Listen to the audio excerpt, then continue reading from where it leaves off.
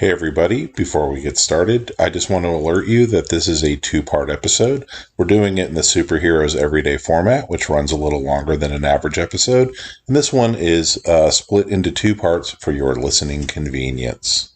Now, on with the podcast.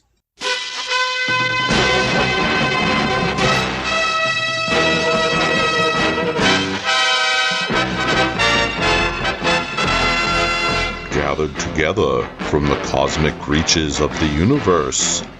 Here, in this great hall of the Signal Watch, are the most powerful forces of good ever assembled.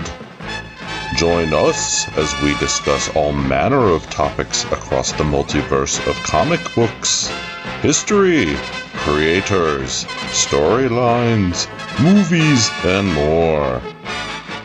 The Signal Watch podcast presents Kryptonian Thought Beast, a comics podcast series dedicated to truth, justice, and peace for all mankind.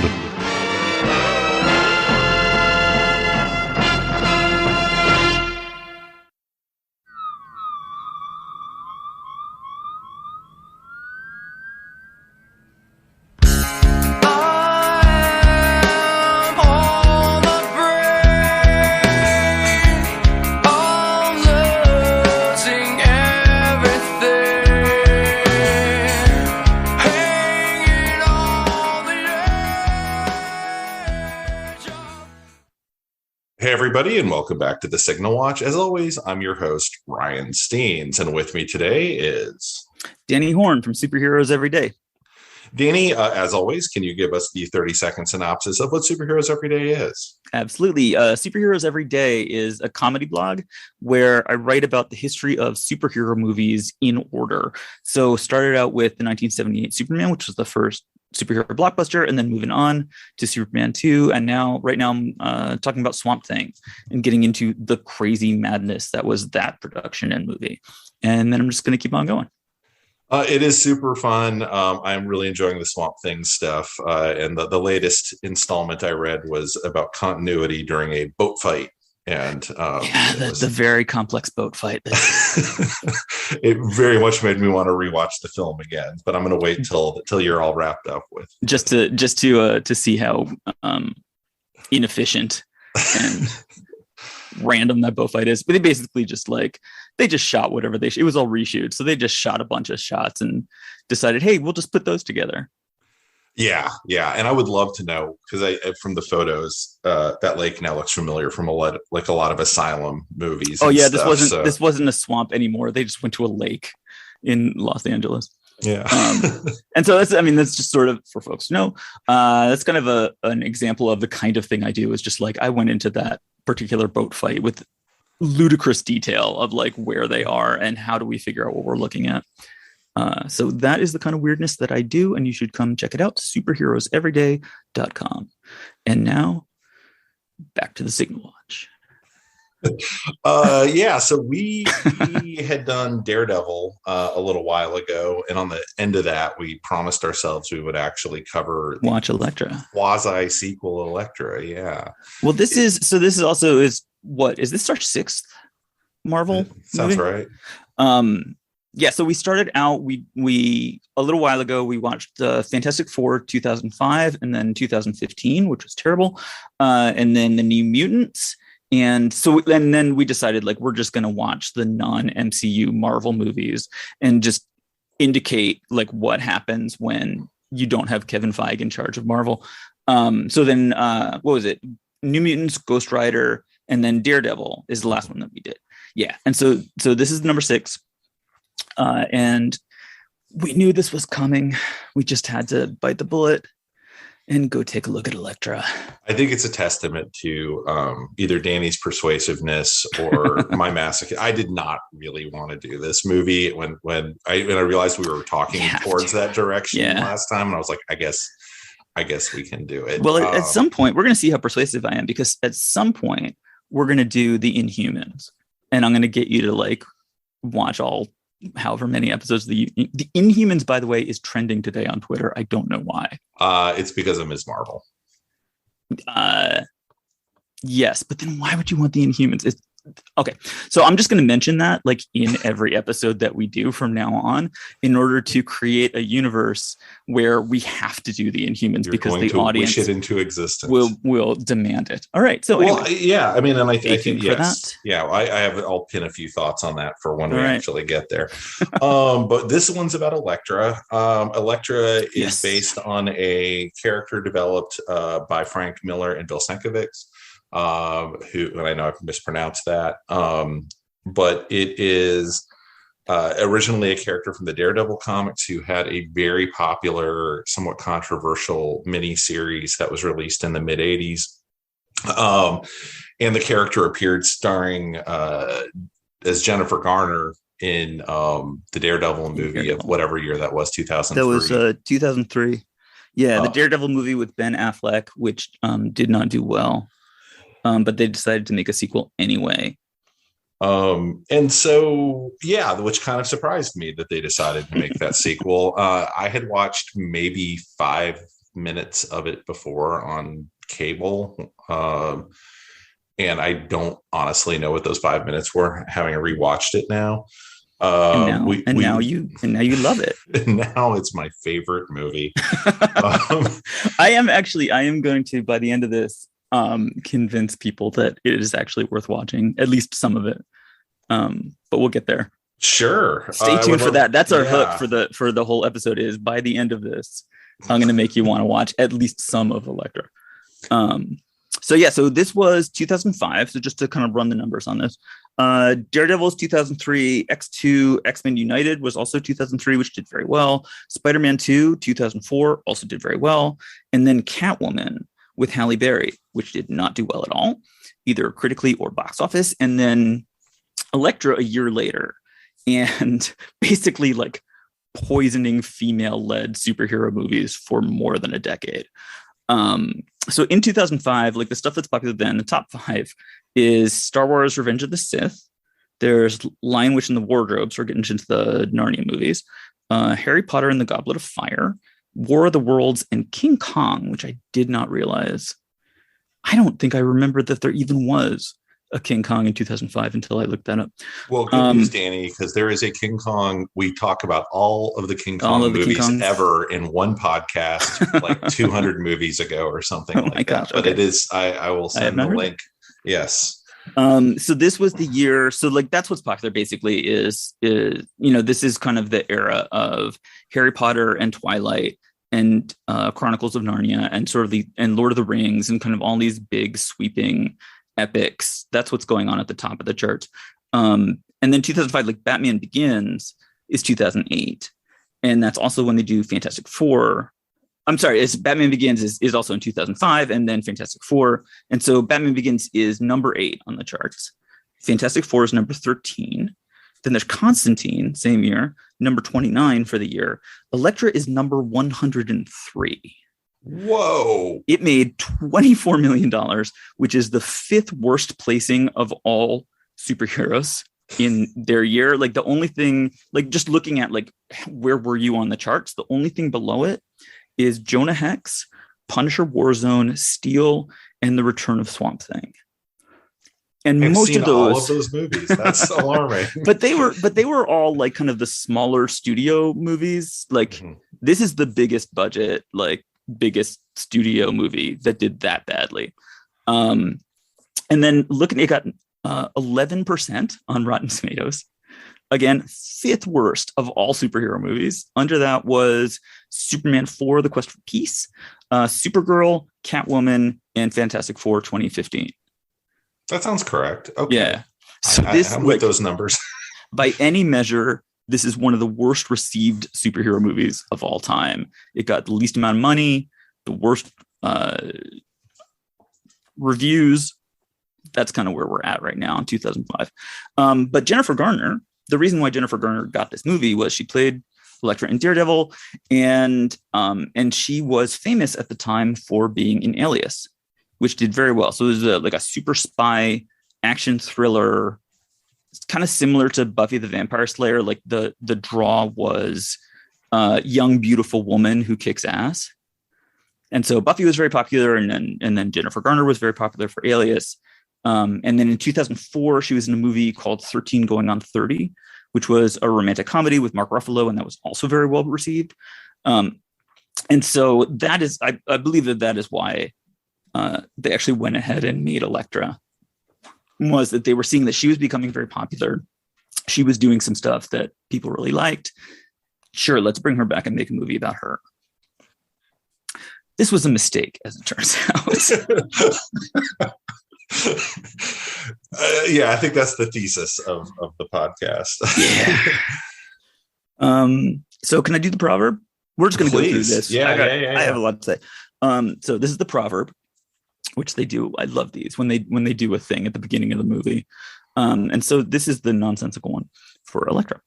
Since time began, a war has been waged in the shadows between the armies of good and evil. It may be fought on a grand scale or within the heart of a single individual or even a child. Like, what? What is like the battle? The war being waged between the armies of good and evil inside the heart of a child.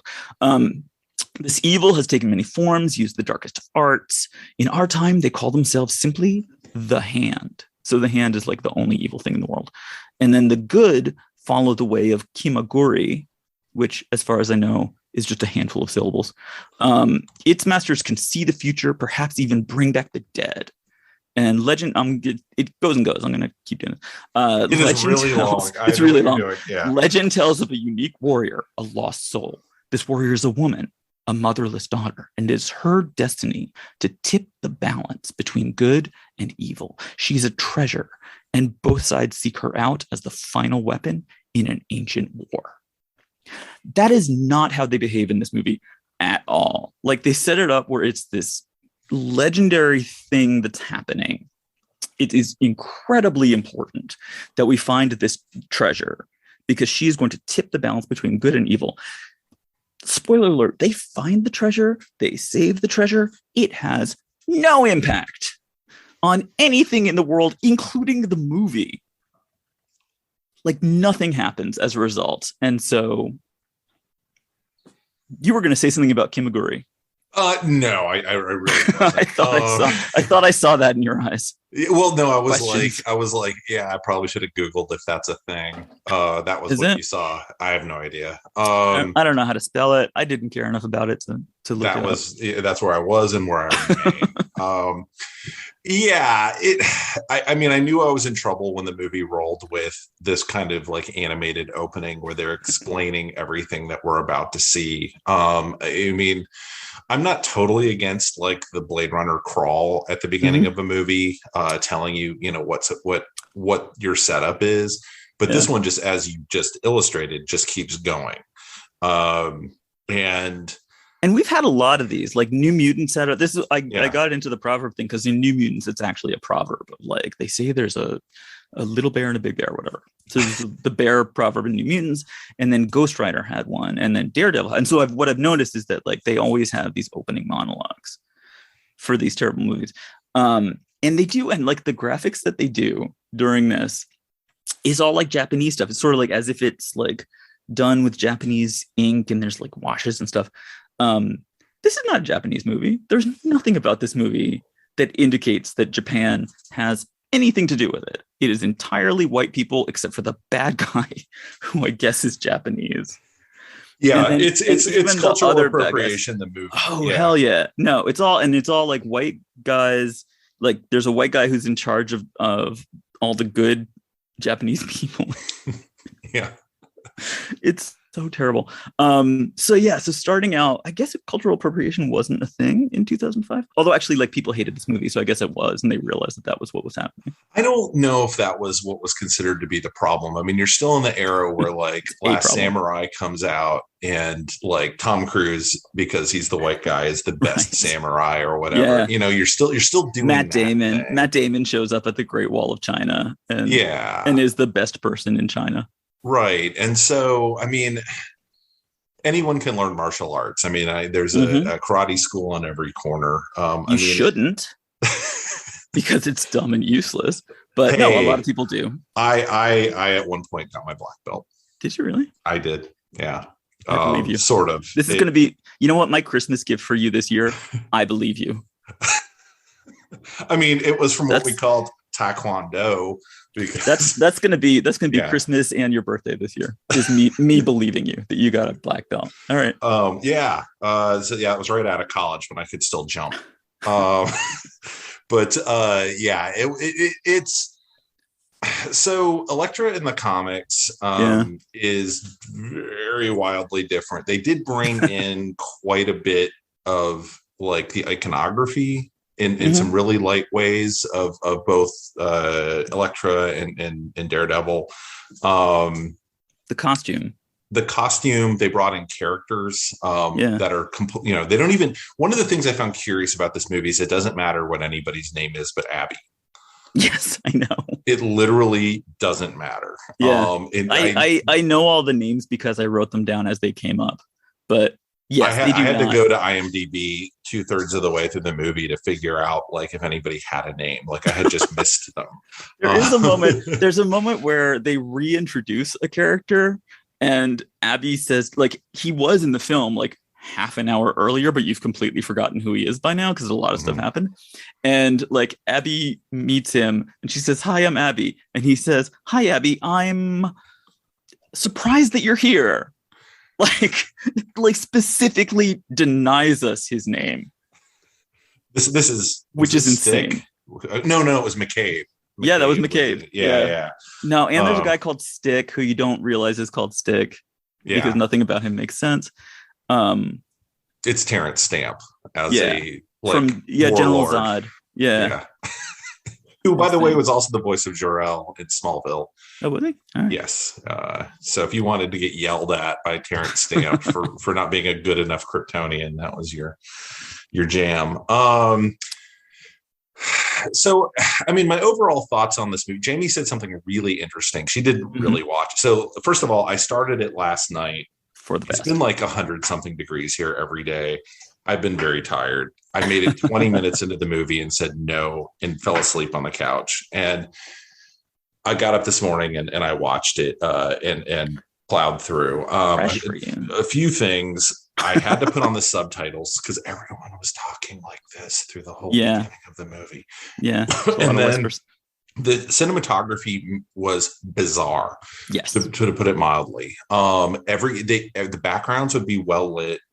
And then the foreground characters were always in darkness except for a key light on their face. Yes.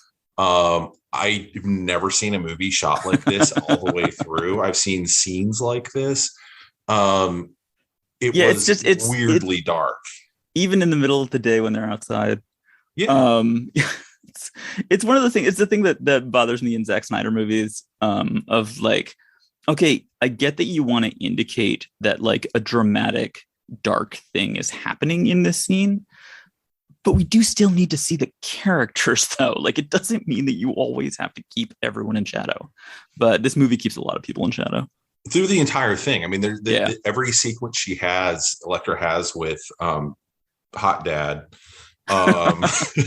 So Jamie knew exactly who that guy was because he was on some show she used to watch. She's it's Hot Dad. She was. We'll talk about him later. Yeah, but they were, every time they were together, you could see like one eye of each of them, and that was about it, and kind of their teeth as they were talking. They're terrible non-romantic scenes. Oh my gosh, yeah. But I was just baffled by, and of course the action sequences were shot very much as things were in this era, where it was just people waving their arms and crossing. Yeah, flip. Everybody flips around. Everybody does a little kick. Everybody understands that something's happening, but we're not going to show it to you because we can't get a good fight choreographer or something. This person does something physically impossible, and then that person does something like this person defies physics entirely. I literally, not to jump way ahead, but I literally got lost. My brain just shut down during the fighting sequence where the guy shows up and all the sheets are in the air. Yeah, no, we're going to talk about that. Yeah, my eyes can't process. That's the most. I can't even right now. We have to. So anyway, I thought it was, and as far as the story went, it has nothing to do with the comics. Just full stop. There's some things that are roughly equivalent. It's not a 1-to-1, but it's like if you like apples, you might like pears. Is Stick from the comics? Yeah, absolutely. So he's the guy who in the comics trained Daredevil and apparently Elektra. He pops up as Scott Glenn on the Netflix shows. And he's actually in character there. Stick's whole thing is he is the guy with a heart of gold, but who talks and is like a pirate and is very mean to everybody.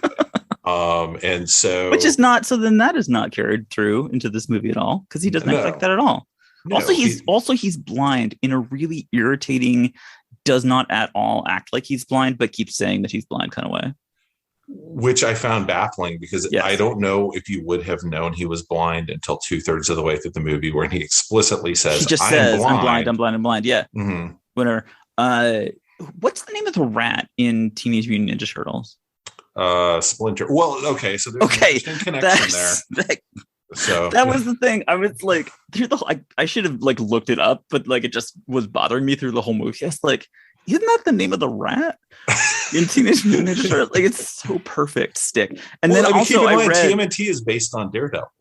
Never forget that. Oh, there you go. Yeah, I mean, there's a reason there's a turtle with Sai. Yeah, the TCRI canister that pops off of the truck in the original comic says hits a young man near his eyes. It's supposed to be the canister from Daredevil fell down into a grate where some turtles had been flushed, and they were bathed in the Matt Murdock goo. I swear to God, I have been a comics fan, and I worked at a comic store when Teenage Mutant Ninja Turtles was like the biggest thing ever, like the black and white books. Mm-hmm. It never occurred to me that it was Daredevil. This, you just put together a piece of a puzzle for me that makes me question like the last 40 years of my life. It's I mean, that's essentially what they were trying to do. The hand is from Daredevil, right? Yeah. And Wolverine, but it's also the foot in TMNT. Oh, it's the foot. Oh, for Pete's sake. Oh my God. Okay. Right. That's amazing. All right. So the funny thing is, I guess by the time they made this, like, when did so it was the cartoon, right? That made them super popular. And that was like late 80s. When was Teenage Mutant Ninja Turtles? I would say, I think it's like, it's earlier than I thought. I think it's like 88. And the movie is like early 90. Yeah. And I mean, by then they Daredevil, I'm sure, likes pizza, but that's not his whole jam. So yeah, by then it had become so crazy as they like. Oh, it was 1987. It was 1987. Was when the series started and was incredibly popular. So that was like 1987 it started, and then through the late 80s and early 90s, Teenage Mutant Ninja Turtles was incredibly popular. Much more popular, I would say, than Daredevil or Elektra, definitely. Every kid in the world knew Teenage Mutant Ninja Turtles and what their names are and what their stupid situation is. That's so great, because then they make Elektra and pretend that it's not an adaptation of the Teenage Mutant Ninja Turtles, which it clearly is. This is going to torture me now. Yeah, well, I mean, there's definitely a lot of cultural talk back and forth from like what white people were doing with these ideas of ninjas. Like, there was no such thing as like a ninja in American culture till like the 70s. And I can't remember what the movie was that kind of brought the idea over, but it definitely came on the heels of Bruce Lee and all that. And so, yeah, you basically have Shokazuki and all that, which is influencing Frank Miller. And they're like, well, I don't know how to write a Japanese guy, so I'm going to make him white.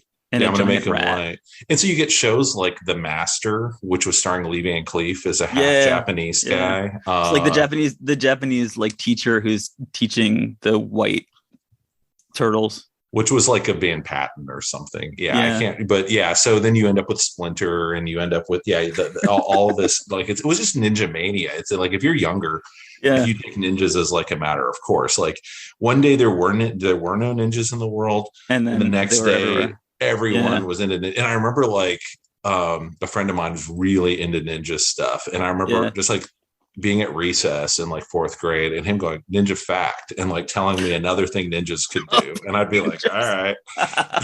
And I can imagine, because ninjas really, the whole concept of ninja is just like person who can do absolutely anything better than anybody else. So he can like jump better and climb out of trees, and like they're behind you without even you knowing. And like just in terms of fighting, they can like just do anything, and they can be anywhere, and they're perfect, and they will kill everybody in their path. And then they'll like retreat into the shadows and disappear. So I would say Elektra, we got to get into Elektra, but Elektra, I am now considering a sequel to Teenage Mutant Ninja Turtles. 100% accurate. Yeah, this is what was her name? April? What April if the O'Neil. newscaster? What if April O'Neil had her own movie and she became a ninja too? All right. So where we are right now. So she died at the end of Daredevil. That was the thing that happened in the previous movie 2 years ago. She's not dead in this movie at all. Right. So that's the thing. So, but we open in this big dark mansion. And you are correct. The lighting is terrible. There's just like this guy who I guess was a drug lord or he's bad. Something. They literally do not say. He's just a bad guy sitting and waiting in front of a fireplace for Elektra to come and kill him. He has a million. He must be in like some kind of mansion compound. He has like dozens of security guards and security cameras and stuff, supposedly to protect him from Elektra, because he knows that she's coming. She has tried to kill him several times in the past and cut through his security forces like wheat, they say. That she just comes and she kills all the security guys and then lets him get away. And this is the third time now that she's come for him. So now it's for real. And so security guards just like magically start dying. She's just there and she's not there and they're all dead. And so the doomed guy says, I was wondering, why did she let me get away all those times? And he says, she wanted me to feel this, what it's like to have nowhere to go, to have nowhere to turn. Which seems like a very wasteful thing to do in order to teach this guy a lesson right before he dies. Like, you had to kill 3 different security teams over I don't know how long. They were in different places. He mentions that. So that's what Elektra does. She's very much treating everybody like an NPC in her life. Yes. Yeah, they can all, which, so in the comics, Elektra is very, very, very different. And the idea of her like deciding, she wouldn't decide to teach anybody a lesson. I don't think that would ever happen from what I have She read. just doesn't care about people. But she would absolutely mow down, like, it doesn't matter if people have a wife and kids at home. She's tearing through them. But the idea, like, as you had said to me before we started, as we were getting ready to watch the movie, like, these criminals are bad at being criminals. Everyone in this movie is arguably very bad at their jobs, including Elektra, from the one time we see her performing her job. I don't understand why nobody uses dynamite or guns in this movie. No, these people are bad at, well, they try. There's actually a kind of gun, which is a ninja gun, which I didn't know existed, which shoots like razor tipped arrows. We'll get to that. Yeah. But even that is no match for Elektra and her tiny little daggers that she kills people with. I gotta wait till we get to that scene to ask you a question. All right. So yeah, this scene, this was the scene that I was like, oh my God, I'm so tired. And this is this movie. This is tiring. This is the first sequence. They do the proverb, they do this, and already you're like, I don't know if I want to watch this movie. I was I think I'm just going to sleep instead of this. Yeah. She shows up. She's killed all the people now, and so we see her like appear in the hall, and she has long hair, and it's all getting like whipped around by like inside wind, which is a thing that happens in this movie where there's like just wind indoors just blowing at her, and then he has a little conversation with her where he says, like, so what happens now? Like, you kill me? And she says, don't worry. That's not that bad. He says, yeah. How do you know? 1 Mississippi, 2 Mississippi, 3 Mississippi, 4 Mississippi, 5 Mississippi, 6 Mississippi. I died once. I'm not going to do the Mississippi thing like I did constantly through, I don't know, what was it? Ghost Rider.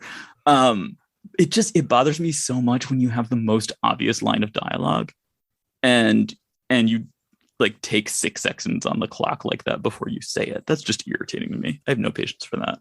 But at the same time, I think it's as a film study sort of thing. If you take this opening sequence and everything that happens in it, from like you're told someone's a badass, but you never get to see them really do anything badass, to the ridiculous delivery of a bad line at before they it's supposed to be stone cold before they take someone out who deserves it, to then let's go into early aughts, like new metal, like screaming guitar solo, like as they do it, and none of it feels motivated.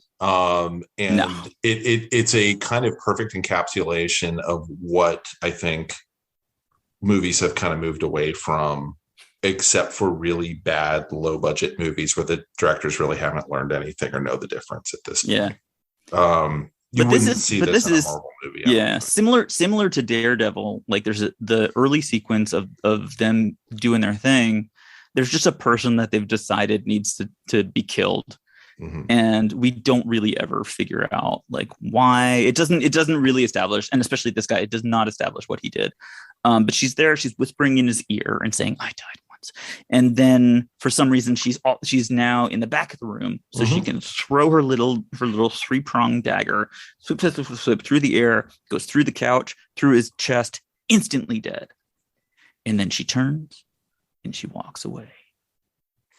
Except then she has to go back and get the dagger, which is annoying. Like so the whole movie I didn't basically get that at all. so this is kind of like for folks to understand, like this is how the movie is it's just like everything is for effect. So at any given moment, any given shot, they're going to do something, and whether that makes sense or like connects with anything else in the scene, it doesn't matter. They're just going to go ahead and do it. Style points everywhere. And so I got to talk about knife noises for a minute. I have a theory on, because there are so many knife noises in this movie. You know how like there's, when you pull out a knife, no matter what, it always goes swing. And then when you move a knife through the air, it's like there's a lot of noises. But my main concern is like the swing noise. That swing sound, like if you ever hear that sound is a knife scraping on metal. Which makes it more blunt. So that's the noise you want to hear if someone's coming after you with a knife. It's like, sure, like fuck up your blade. Like I'm feeling safer and safer every time I hear that sound. I am more reassured every time. Yeah, the only time you're likely to hear that sound is if someone's pulling a knife out of a metal scabbard, or like there's metal at the top of the scabbard, or which does not exist. People don't make them because you don't actually want to scrape your blade just for sound effect. I had to make it in film school. I remember that. I was doing some Foleying, and I finally figured out we had one of those kind of like cafe style tables with like the aluminum legs. And I just took a kitchen knife and zing, and it made that sound beautifully. And people were like, "Where did you get that sound?" I was like, "That is a kitchen knife against my kitchen table." But you need that in these movies because you see the blade, but it needs some kind of like audio sharpness. And that's what that sound does. The same way lasers in movies go pew, pew, pew. That's true, when actually it's just light. Light doesn't make noise. No. But yeah, I don't know if I really noticed that amongst the cacophony of like of guitar rock and whisper shouting and other in gunfire that was happening in that sequence or in later sequences. And I know also it kind of comes out of like you could at least make the excuse of like, well, the Shaw brothers would have done it, right, in their movies. And so, fair enough. Like it's something that you can kind of expect, but it is nonsense. It's everything in this is style points of like, let's borrow from the Shaw brothers, badly. We don't know how they did it, so we're gonna, do it. If somebody said to them like, you know what, that swing sound, that's really dumb and cliched, and we shouldn't use that. Do you think that person would have a job the next day? It's just like, no, dude, that's what we're doing. We are taking all of those things. That's what this movie is. Yeah, it's a bunch of stuff from other things, including Chosen One mythos, and there's nothing in this, even the stuff they borrow from Daredevil and Elektra comics, that doesn't get run through the like Movietron 2000. I think they borrow some stuff from 48 Hours later on in the scene. That's go for not it. in the scene, but later on in the movie. All right, so she's cleaning up blood. She's got rubber gloves on now. She just killed so many people, and there's some blood on a part of the floor, and she has like rubber gloves, and she's scrubbing the blood in this one area.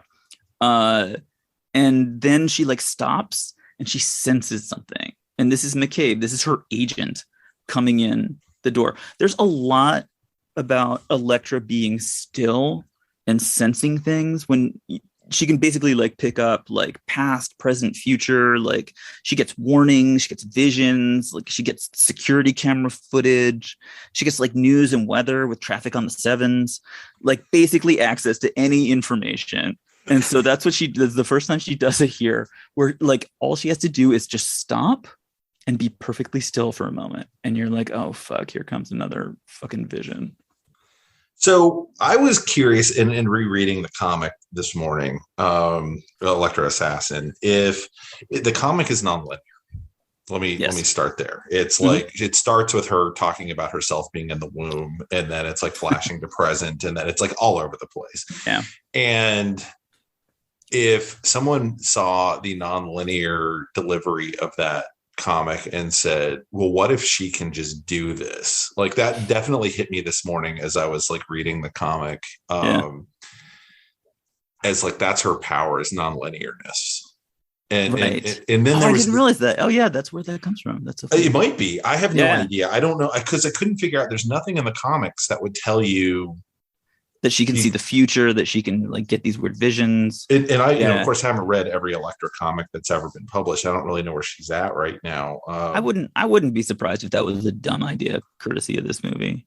Yeah, I fully believe it probably in 2005 was. It's possible that it might be in Teenage Mutant Ninja Turtles, and we just haven't seen all of those episodes. Yeah.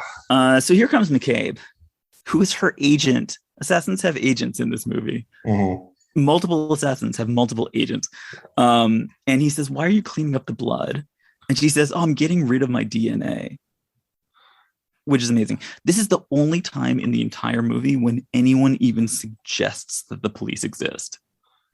Like, this is a movie populated entirely by criminals and ninjas and ninja criminals. And there are no laws. We do whatever we do. And there isn't even a bystander to notice. Yeah.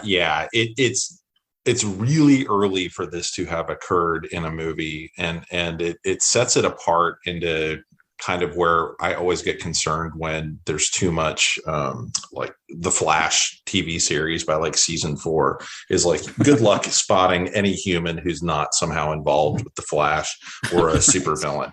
Like it's. I don't know exactly what they were thinking, like, because as you said, there's no impact of anything because of that. It's just like we can kill people whenever we want, and those people are just dead. Mm-hmm. And then somebody else goes and kills somebody else. We will kill people in the least efficient way possible. Yeah. But here at the beginning, for 5 seconds, she's going to worry about that. She's worried about her DNA. McCabe comes in and he has money from this job. Because he tells her, like, I have a new job for you. And she doesn't want to do it. She wants to go on vacation, but he says it's $2 million. And apparently that like makes her happy. And so she's going to go and do it. And then we go to the boardroom for the hand and their endless series of board meetings, which is fucking amazing. So we see the hand, and not only are they like not anywhere where you would think like it's Japan or something, like they're in a boardroom sitting around a table with the head of the hand, Master Roshi. Master Roshi is sitting at the head of the table, like the CEO. And then there's a bunch of chairs and a bunch of guys in suits and ties. Absolutely baffling. and there's boardroom intrigue, which is so bizarre. So that's the way that they run this. No idea who these dudes are. But then, so the point of these scenes, and this happens multiple times, is that like, here are these guys in suits all like sitting around this table, and then some crazy person walks in and stands by the door and says and does crazy things, and they respond to that. So here comes the villain of the movie, whose name I'm going to say is Kirigi. That sounds right. Yeah. Not that you can keep track of that at all. Well, I did watch it with the captions on, and so I saw it on screen several times. Right. Yeah. So someone agreed when I say his name is Kirigi. You agree with me? Yes. That's surprising. Okay. So he comes in and he's like, "You haven't caught the treasure, and I'm gonna." Now the treasure, if you'll recall, is the thing that will tip the balance between good and evil. So he wants it, and he says he's going to go and get it. And Master Roshi says, "No, somebody else is going to get it." And he's like, "We'll see." And he walks out of the boardroom, and that's like someone is taking minutes. Somebody like put down. So the action item for this is guy number 2 will take care of this. We'll take care of the treasure. Yeah. So at our stand up tomorrow morning, we will check to see where we're at with this. This internal battle that we are constantly waging. Yeah. Somebody needs to take care of that. So that's the boardroom. And so then we find out why Elektra is live in a way that I'm not satisfied with. There's this flashback that shows, so she dies in New York on a rooftop, stabbed by Bullseye in the end of Daredevil, and dies. And so now we see her like in an ambulance in New York. They've taken her in an ambulance and they do the like clear thing and they put and apparently that doesn't work. And then for no reason at all, we are suddenly in a ninja place, which I guess is Japan. I think they intend for us to think that it's Japan, but we don't know. It's just like a room with like paper walls, and so therefore this is Japan. And he's got her all, and so this is Stick. This is her, rat. This is Splinter. Like she's all laid there, and he puts his hands on her, and she comes back to life because you can do that with Kiramugi, whatever the thing is. I have no idea. Yeah. The way I'm like even looking at I can't even find it. Kimaguri. Okay, so using Kimaguri apparently is the thing you can do, is bring someone back to life. But the question is, how did she get from New York and now you have like her intact body? So there's a lot of weird geography stuff in this movie. It seems like it all takes place within about 4 miles of like the bay around Seattle. Like apparently that's where the Nachios family, which is apparently this like New York family that was tied up with the Kingpin in the prior movie, actually hails from Seattle. Maybe this was filmed in Canada. They say at some point, say at some point they're around Seattle, and that's because I couldn't figure out. Yeah, I couldn't figure out where they were at, and they said, "Oh, we're X miles from Seattle right now," and that makes what we're about to see really insane. Yeah, it doesn't. And so people just kind of like they just change. I guess this is part of like the ninja mystique, is like suddenly they're somewhere else. But it's like the whole movie does that. Like just all of a sudden we're somewhere else and there's no explanation. So somehow Stick got her body, brings her back to life by putting his hands on her. And then she does all this training with him. And as we know from the Daredevil movie, she had a different sensei every year. She mentioned that to Matt because like apparently that makes you better if you have a different sensei every year. But now she's got this sensei, and this is Stick, and he's basically God.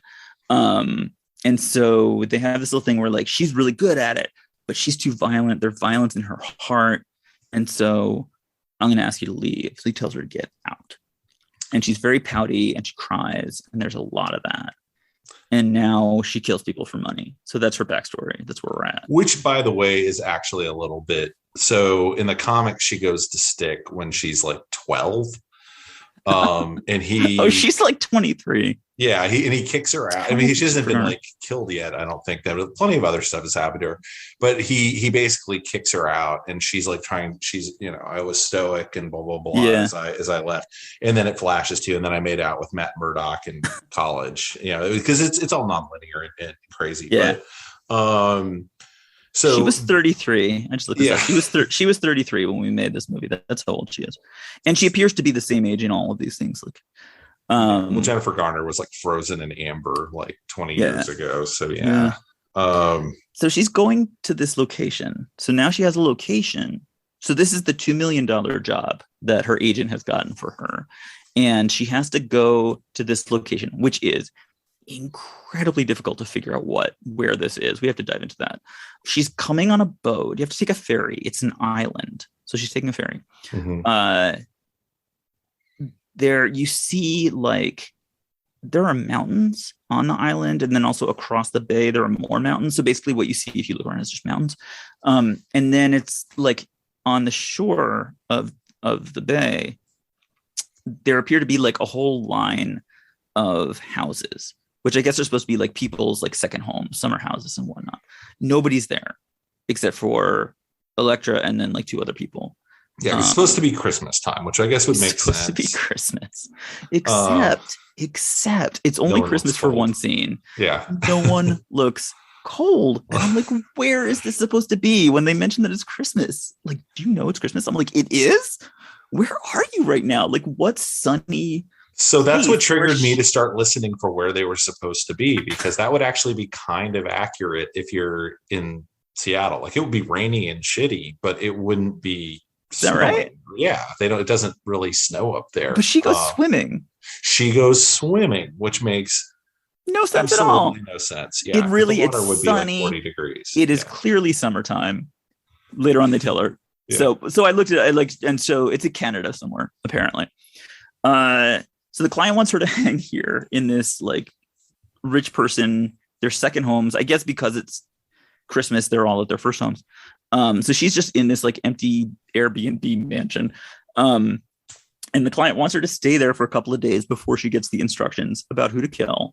And then there's the amazing OCD sequence where she unpacks. Did you notice? Yes. Yeah. Like they treat it like it's an intense action scene. There's this very weird. Like urgent driving music, and she's just being like obsessive compulsive. She's like putting out her toiletries. There's two parts of it. One is she's putting her toiletries by the sink, and then the other one is she's arranging fruit on the island in the kitchen dining room. That was actually when I decided to go to bed. Like literally, like that's what broke me. Because so it's like dun, dun, dun, dun, dun, dun, dun, dun. It's like there's a lot of like really boom, boom, and they're editing and they're just like showing her hands and back and forth. Like, here's her hand. She's organizing Colgate. Yeah. And I was literally, like, she's arranging her toothpaste and her vitamins and her hand sanitizer next to the sink. And then she goes and she takes the fruit and she puts it in alphabetical order with like this whole line of bananas. I didn't pick up on the alphabetical order bit, but I did. Well, I don't know. I mean, that's just a joke, but she's arranging the fruit somehow. She has some reason to put out like all the bananas in a line. How was that an action sequence? It was, and that was the thing that I just was like, I'm just going to sleep, because I got what they were doing, and it was so. Did you? Well, I understand what they thought they were doing. I call no way. I don't think it's possible to know what they were doing in that sequence. Because they thought they were doing the sequence from Commando where Schwarzenegger strips down to his bikini briefs and starts like lining up all his weaponry, Rambo. Yes. You know that. But they're showing. We're also supposed to be getting like, she's so intense, because they do that a lot. She'll be walking from room to room, and there'll be like intense music as she carries this briefcase from point A to point B. Yeah. And you're like, this is unmotivated. Who is doing this music? You could have literally no sound under the sequence. You could have Calliope music under this sequence. You don't need the sequence. Why do I need a sequence of her laying out all her stuff on a washcloth? They clearly had some ideas that they had inserted into the movie that they thought provided some sort of character something, including. Right, and so it's that she has OCD. Yeah. Which they mention like 3 times in the entire movie. Because they also want to use that to tie her to, spoiler, to Abby, who they also suggest has OCD, even though all you ever hear is her saying, "Were you counting steps?" or something like that. Yeah, no, it's idiotic. Yeah, so I guess these are traits of the treasure or something, which is also further muddled by the end of the movie. But it's it's a very tense unpacking scene. Yeah. Is basically what it is. If you've ever wanted, like, if you want your vacation home to be really exciting, then you do it. And see somebody put stuff in their suitcase into the drawers, like, ooh. And then, like, she goes. I don't want to talk about the pool.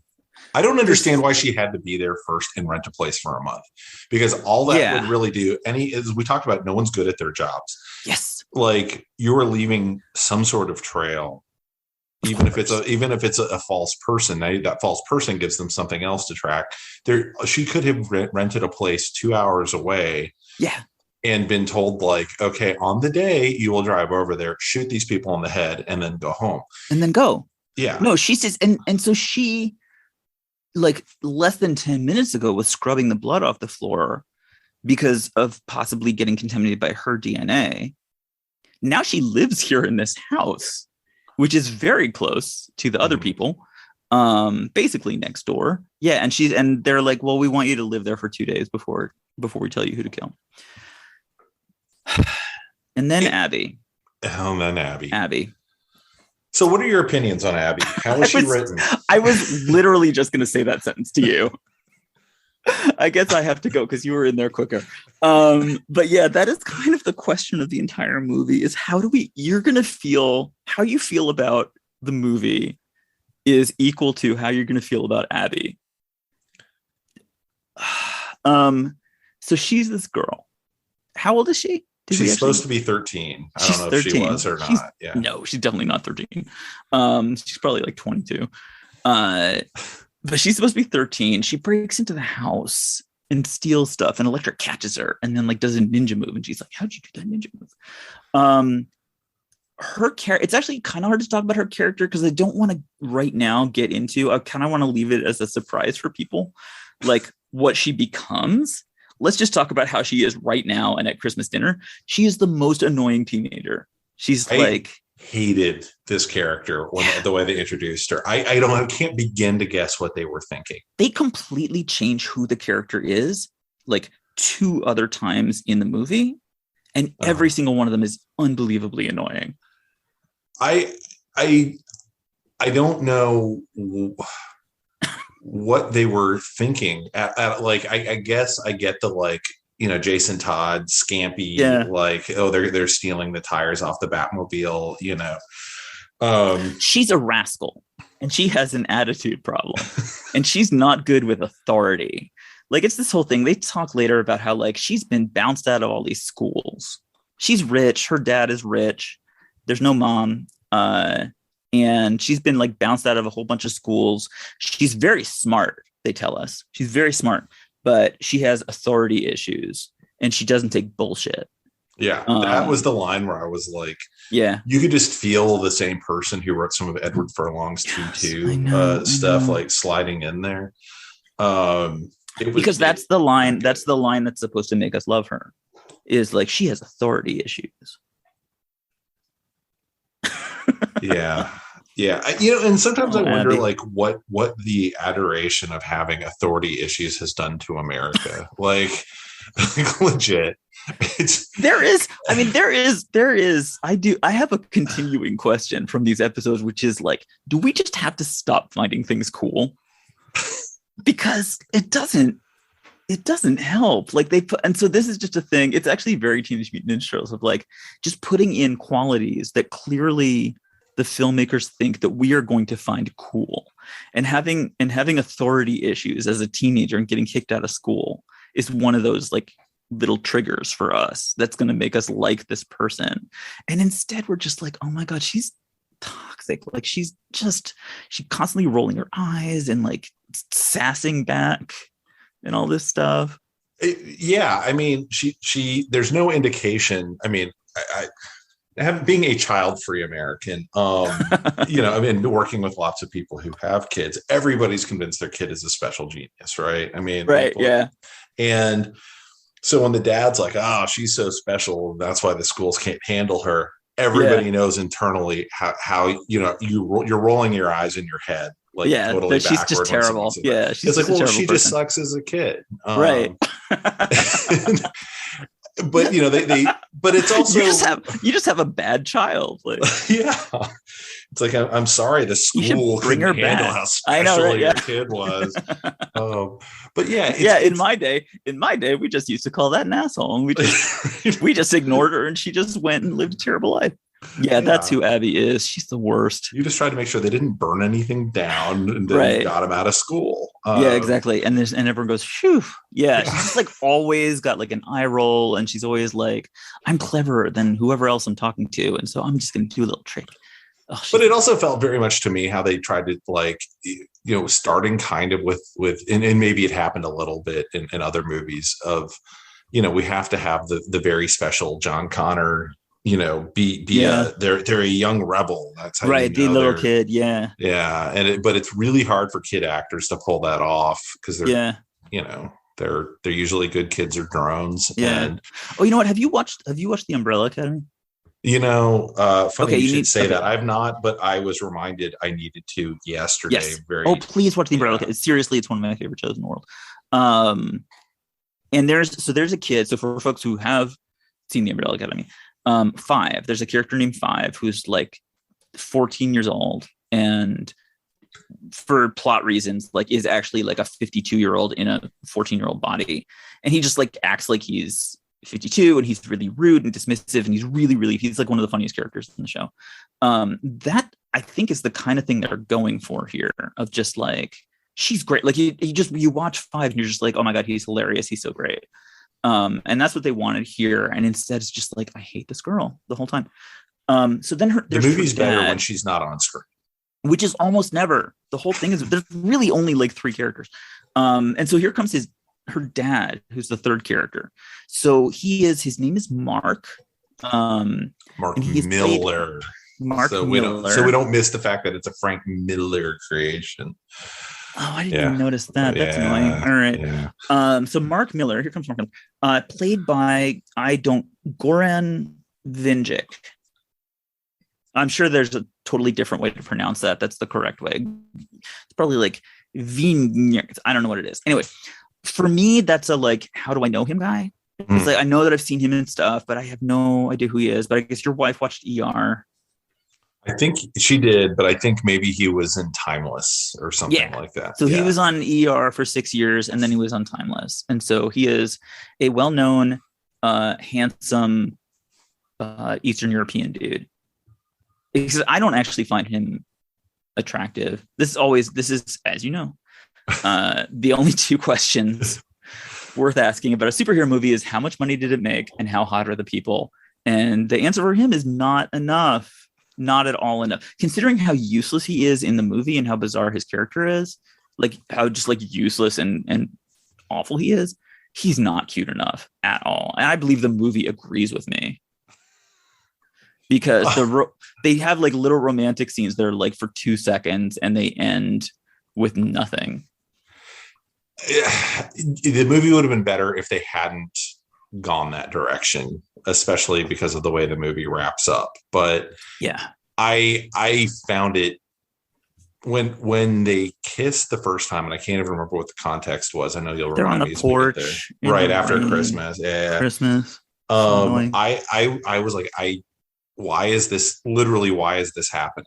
Like this, because feels he's like the guy in the movie. Yeah, no, he's the guy in the movie. It's just like she's the lead character and she's female, and so there's a guy, and then she's going to kiss that guy. It felt very much like in real life, the drunk guy if he was like that drunk, and the girl would have to be like ha ha ha and like duck it and be like, right, oh yeah, you're so cute, but no, not tonight, and like run so for the hills. Infuriating. So she meets him, and it doesn't go that well. Then she calls her agent, McCabe. She leaves a message, and she's like, "I'm tired of sitting here. Why don't you tell me who I'm supposed to kill?" On an unsecured line. This is not a burner phone. She keeps that phone. She calls him several times on that phone.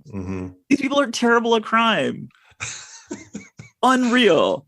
That's going to come up again. I'm gonna shout about it again later on. I was actually impressed that he sent her a packet via like I was like, okay, like so no one. We'll get to that. Yeah. That's like completely insane, but yeah, we'll get to that. Just all audience, all you need to know is like they just do not understand the concept of evidence. So Abby comes up, and now it's another fucking Abby scene. And Abby says, like, I'm inviting you for Christmas dinner. Like, don't you know it's Christmas? It's like, it's so nice out. And then Elektra goes to their house and it has like Christmas lights and a Christmas tree. And there's no reason why it's Christmas. That adds absolutely nothing. And literally they could have just said, hey, how about you come over for dinner? This is not a Christmas movie. No, it's not, but neither is God, I can't believe this. It came out in February. Yeah, but who's the writer, screen director who always does It's always Christmas. It's Dr. Seuss. No. Good golly, he did Lethal Weapon and Richard Donner did Lethal Weapon. Well, he directed it, but he didn't. Shane Black. Everything Shane Very Black well. writes or directs has something, including Iron It's Man always in 3, Christmas. always takes place at Christmas. It does. Yeah. And I immediately thought of that, of like someone's been watching some Shane Black movies or something. Like No someone reason watched why. The Long Kiss Goodnight and decided, oh, we got to do it at Christmas or something. All right. So the next scene, you'll be excited to know, takes place on December 25th, where she comes over for Christmas dinner, and it's not very Christmassy. No one exchanges presents. There's there's no presents. There's no reason. It's just like there's a Christmas tree in the back. And so we get to know these terrible people, and this is where you get all the dialogue about like, I have authority issues, etc. And she's just super self-satisfied. And I don't know if you clocked this, because I didn't until the second time I watched it.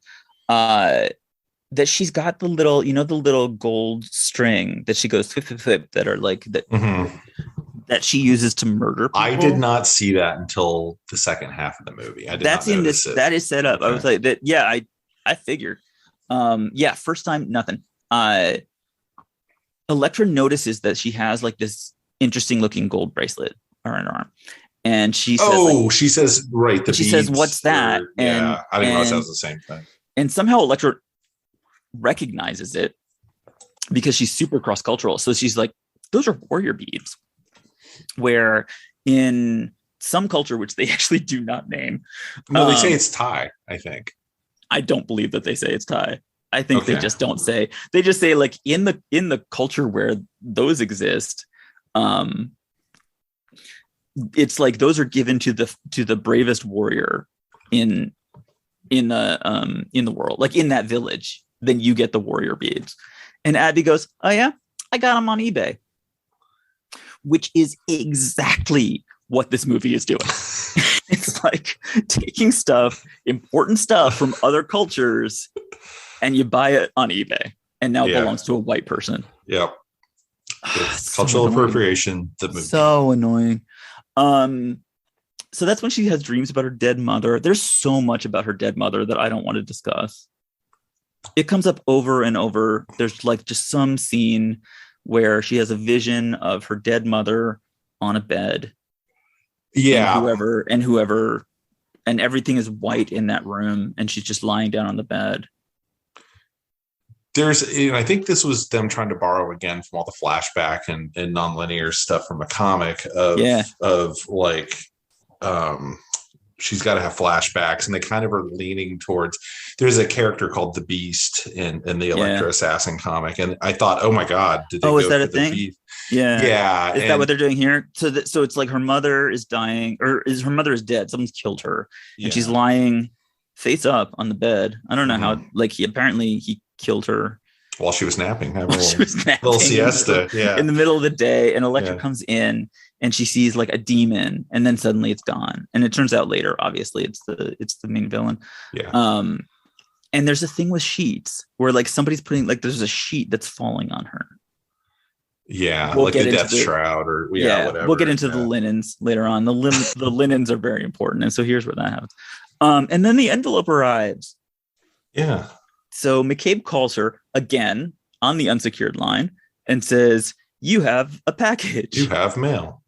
And she goes out to the front porch, and there's like a little white envelope there, which is astonishing. So now she's going to get all the information. So she takes the envelope into her house, and she sits down at the kitchen table, And she opens the envelope, and inside are these like photographs and these forms, like these little forms typed up that explain to her who she's supposed to kill, where it's like their age and their height and their weight. I think it has their fingerprints. It's kind of hard to say. And then like assignment, termination. And then pictures of him, like random like security camera pictures of Mark. So obviously like then it's Mark and Abby who are the people who she's supposed to kill. So there's a little form for Mark and a little form for Abby. When you're supposed to kill somebody, they don't give you a little file with all the info. That's spies. You're thinking about spies. Like spies are the ones that get a little folder with like a photo from far away, and then that explains who this terrible person is. This is called evidence. And you want as little of it as possible. You don't want people to come to the house where you've scrubbed all your DNA and they find these printed out forms. Yeah, someone's got FileMaker Pro. Yeah. Who makes these forms is my question. Who types up in Courier? Like, why do I need to know his weight? I mean, I understand what they thought they were doing as far as conveying information to the audience, but then the editing in the scene, it feels like something broke in a. This is not an editing problem. This is I. Oh, I mean, yeah. I love there's you. a narrative problem that is with you. compounded by the fact that they keep like to display her shock at who she has to murder, even though there's only 3 people in the movie so far. She has to like absolutely go bonkers for like a full minute. Unless it's someone in that boardroom. Right. It's going to be Mark and Abby. Yeah. They're cutting to her shocked face. Yeah. And then they're cutting to the file, shocked face file. It's like terminated, Mark, Abby, terminate, shocked face. And like in red. Yeah. Yeah. I was like, this was not swinging for the Academy Award for editing right here. No, but just the whole concept that she gets that stuff on paper. The only reason I was okay with it was I was so bent out of shape about the fact they were talking on an unsecured line that I was like, did that get you too? Yeah, at least this is something you could burn and destroy. Right. Yeah. This is something that has arrived at her home. All the evidence is that an envelope showed up at a house that has been rented. Yeah, I guess you could doesn't burn seem it, but it's that still crazy. But yeah, anybody could come by. When you bring up the fact that someone sat down and put it in FileMaker, it seems insane. Yeah, how about the computer files? I mean, I don't know how assassinations actually work, right? I don't either, but I'll bet you $1 million it doesn't work like this. My guess is it's mostly dark parking lots and people going, you need to kill my mom, and here's what her house is, or whatever. You know, you're trying to collect the interest. I don't know. My guess is it's a thing that almost never happens. Except in movies. Well, the thing is, whenever you read about it actually happening, or whatever, it's always people who have watched movies and are really dumb, and they think this is how we find out. We find out about the dumb ones because those are the ones who get caught and their terrible stories in the newspaper of like, I tried to hire this guy on the internet. I wrote on the internet, I want you to kill my husband. And it's always for way less money than you'd expect, by the way. It's always like a few $100 or like $2,000 or something. And you're like, really? Yeah. Like in the movie, at least learn from the movie, she was getting $2 million. Like, you gotta put that price up. So she calls McCabe and they chat and she's like, I don't want to do this. And he tells her like to go and do it. And she says, okay, I'll call you when it's done. It's just like, no, do not call. We are criminals. Go somewhere else. Never call me again. You don't know how to do crime at all. So she puts together her bow, her like ridiculously complicated bow, which we only see once in the movie, thank goodness. It's got like 1 million parts that she has to screw together to make this incredibly complicated thing. Use a stick of dynamite. Like I was so baffled because I thought she was putting together like a sniper rifle. Yeah, which seemed out of character, but then I was like, oh, it's a bow. Well, that's the least efficient way to possibly even injure someone, let alone kill them. If you're going to shoot a bow through a window, also you have no idea where that arrow's going. Also, like again, if police existed, like, and she actually killed these 2 people with an arrow through the window from across the like really far away. I don't know where she's standing, but she's standing somewhere where she gets like a real clear shot at both of them through a window. Like, you're not going to be able to play that off as an accident or natural causes or something. There's an arrow. And so at that point, the police say, interesting. Who do we know who has a bow that can shoot an arrow all this way, like with this velocity across to crash through the thing and kill this dude? How about the person who carries around this unbelievably complicated bow in a steel suitcase? They don't really think this shit through at all, but she puts it together. Style points, though. It's all style points. Because that's when she walks from one room to another, and they show her with the suitcase, and it's screaming guitar solo. Yes. And I was like, she is. And you're like, oh my god, is she going to put her toothpaste somewhere else? Like, so exciting. Yeah, it is actually, that's a very similar scene. I did not get at all like why they thought. Like if you're 14, you're not going to think it through, right? And Jamie did ask, and I'm going to bring it up now. Who is this movie for? Oh my god, I have no idea. And because she said, if this movie came out now, there's enough women who have like gotten over like superheroes are for boys. I'm not going to, watch this. In 2005, that was not true, right? And so she said, it should be, it on paper, it looks like a strong female character. And she's kind of, the other main character is kind of this young girl who is similar to her. And of course she has, and she said, but I can't quite figure it out. And then she's saying this as the credits are rolling, and I'm looking at the credits and every name is a dude. Right. Yes. And you're like, well, absolutely. This is very much a dude's idea of what women are like. Right. And it's like, it's not everyone's going to be Douglas Sirk and make, successfully make a women's picture, but it feels like, and I don't think she's wrong, because as much as I don't like this movie, I thought it was better than Daredevil in some ways. Like, I felt like it's stupid. We'll see. But Daredevil felt stupid. It is way too early in the episode for you to make a judgment like that. I may convince you otherwise. Yeah, it does a lot of things that are incorrect, but Daredevil felt like everything that they did was the stupidest thing they could do in every Daredevil's scene. Real bad. Where this movie at least has its biggest crime to me is it's boring as shit. Yeah. And so we're talking about it as if all this stuff's like action packed. Super all of this important. stuff is taking forever to happen. Well, so are we, by the way. I just looked at the clock and I'm like, oh, people, you don't know how early in the movie we are, and we're gonna keep doing it in this kind of detail. So folks, I mean, they know. They saw Buttercup. We're going for a while. They saw the timestamp before they pressed play. Actually, they know how long this episode is, and we don't. Right. But okay, so like, for the sake of those people, we're so early in the film. Yeah. But this is like end of the first act. That so she's got her bow and she's got a sight line and she's going to kill them, and she decides obviously not to, because that's what the movie is. And so, and so that's it. And so that's the big decision. That's the end of Act 1. All right. Suddenly it's nighttime. Pouring rain. This is another thing that I noticed the second time around. No reason why it's nighttime. No reason why it's raining. They make a thing about like, oh, there's a big hurricane coming in. I don't know why they do that.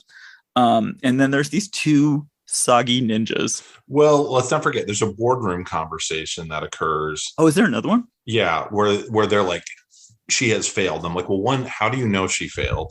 Yeah. And that's when they're like, we're nuts. I think that's later. You're thinking later.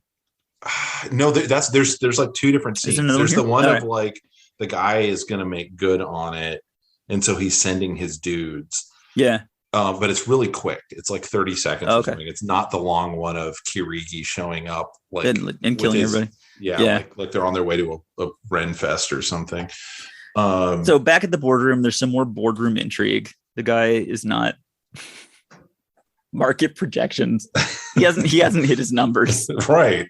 Yeah. Kill Elektra and two people and catch the treasure. Nighttime, pouring rain. Two ninjas dressed in black with swords climbing up the house like they can. Ninja Turtles. It is not hard to kill these two idiots. Like if you want to kill Mark and Abby, at least at this point of the movie, Mark's just standing on the porch. I don't know why the ninja on the roof is just like waiting for their moment. That's a better moment than Mark like sipping coffee standing on the porch. All right. But Elektra comes and she kills the ninja on the porch. In the most awkward way possible. She jumps. She's on the porch and the ninja's above her. Mm-hmm. And she jumps and sticks her dagger through the roof and into the ninja. I, by the way, just realized there's either a continuity error or I misunderstood something in the movie because of what we learn at the end of the film, why the board would know she was even there. Because I was starting to think, why would they you'd send two ninjas? Yeah. Because you're trying to get Abby and you're trying to kill the guy. And that sounds like at least a 2 to 3 person job. Yeah. But I don't know how they would have. Well, they come across on the boat, I think. She sees them as she's leaving, right? Yeah. Well, she's trying to just get on the boat and leave. And she calls McCabe again. Yeah. And McCabe tells her like, oh no, more people are coming. Yeah. Which why would he know that? That doesn't. By the way, stop calling me. Well, he's an agent, so he knows what's happening in Assassin Land. In Assassin Land, yeah. Okay, he's been reading the trades. Okay, this movie is stupider than Daredevil. Yeah, it's really great. I take it back. All right. So Ninja on the porch, she kills him. I believe, is this the first time that we see someone evaporate into green powder? I think that's the first thing that happens on the roof. So Jamie said, don't tell me what's happening. I just want to hear it from the podcast, why these guys are turning into clouds of smoke. And so I wish I knew. Oh my God. That's like, oh, can you please tell her, tell her from me. I've always tried to help her and do the things that she wants me to do. Jamie, I'm so sorry. I have to let you down. I have no fucking idea. So there is a thing every bad person, every villain in the movie, from here until the very end, as soon as they die, they explode into yellowish green powder that flies up in a cloud of dust, even in the pouring rain, which is what it does here. So there is a thing in the comics where that is a thing, which never seemed like a big thing when I was reading the comics. It hasn't been consistent over the years, but the Hand, as part of their we're a super secretive organization, doesn't want to leave bodies behind. But are they supernatural? They made it supernatural here. There, I believe it was supposed to be a toxin that they consumed as they were dying. Like they broke their back molar and I get the, that's like a common like fiction trope of the, you catch the assassin and which is what they do in a minute. And they're like, who hired you? And he's like, I'll never tell. And then he breaks his back molar and that poisons him and he dies. Yeah, so that's a very common thing. No, here it's like, if you die accidentally, or somebody kills you, then like you just suddenly turn into a cloud of green powder. It's very, very weird. Yeah, I mean, there's a lot in this movie. There's a lot of magic, which seems kind of strange coming off the Daredevil movie, which was more based in science fiction. But they definitely. I mean, this movie is straight up magical, including during this time. We have the singular deployment of the fact that Elektra, can I say? Yeah, can see the future. She can bend time and space. Yeah. Yeah. She gets murdered and she's about to do it. Nope. And just thinks her way out of it, apparently. And it's like, well, why don't you do that all the time? She does. No, she does. She does that a whole bunch of times in the movie where she she sees the future, but she doesn't get killed and then retroactively. Was that what was happening? No, that's what she's doing. The future? It's really confusing. Okay. Yeah. So I thought she bent time. No, she can see the future. So it's one of those things, like I said, like she gets still. Mm-hmm. She just like stops and just stands there for a second. And that means she can, because of the Karamaguri, whatever, that taught her how to do things, she can project forward in time and see what's going to happen and then come back to herself and do something different. And so she does. So the bad thing doesn't happen. So, but you don't know that that's what she's doing here. So this is a gotcha scene, which I hate in movies and TV shows. I find them so annoying that like something surprising happens, which in this case is like the guy kills Elektra very easily and then goes and she hears, before she dies, she goes and hears like that they're now killing the other two that are in the other room.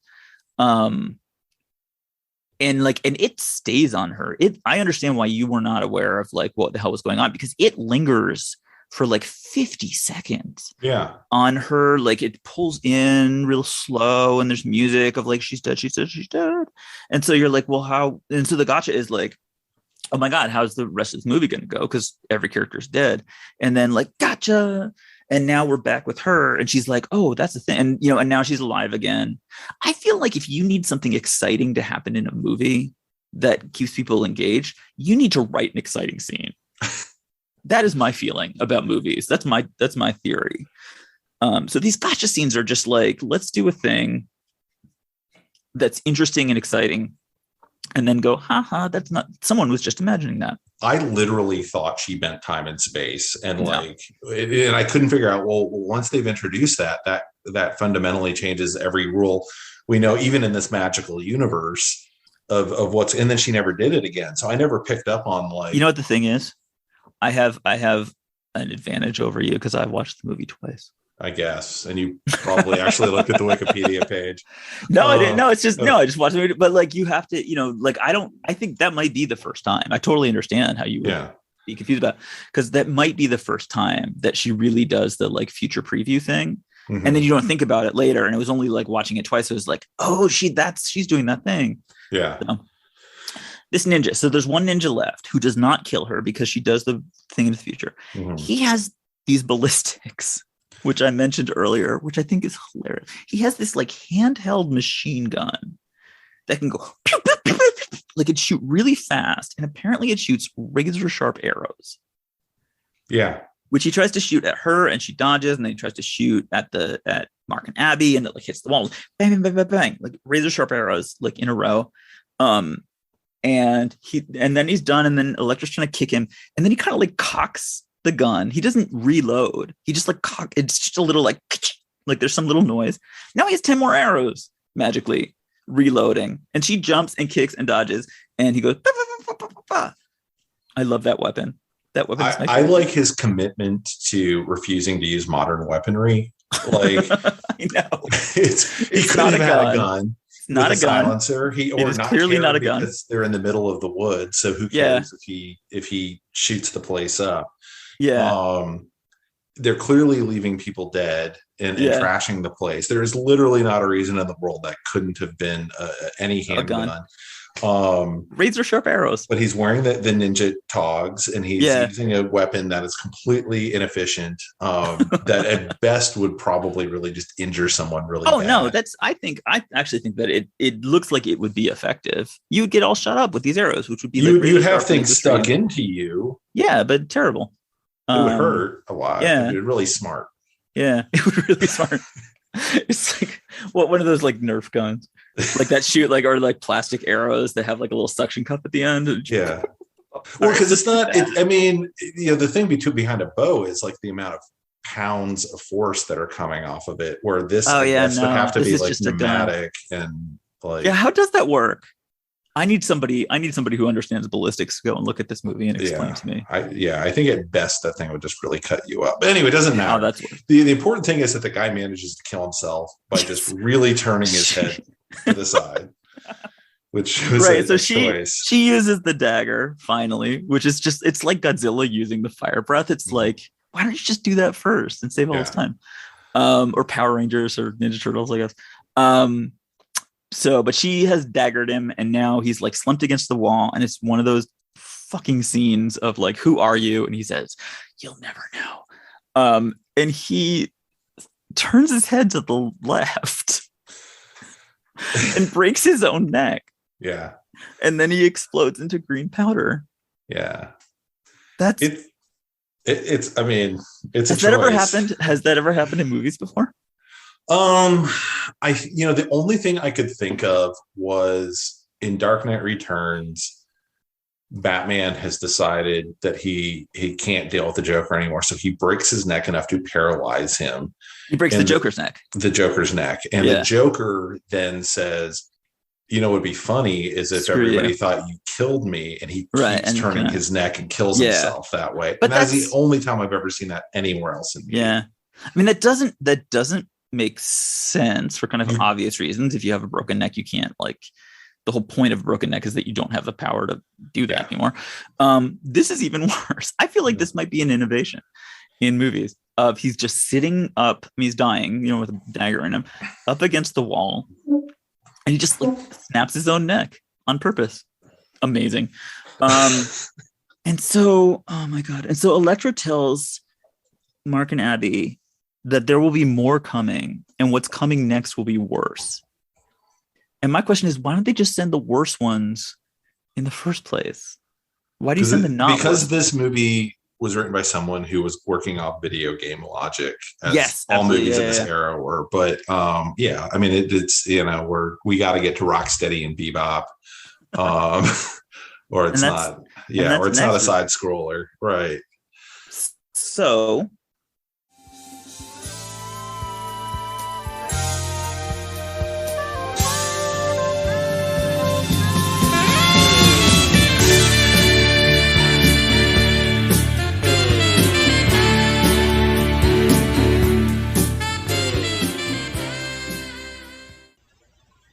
as we said at the top of the podcast, this is a 2-part podcast in the Superheroes Everyday format. We hope you'll join us for part 2 of Elektra, which will be dropping in a few days. Have a great one.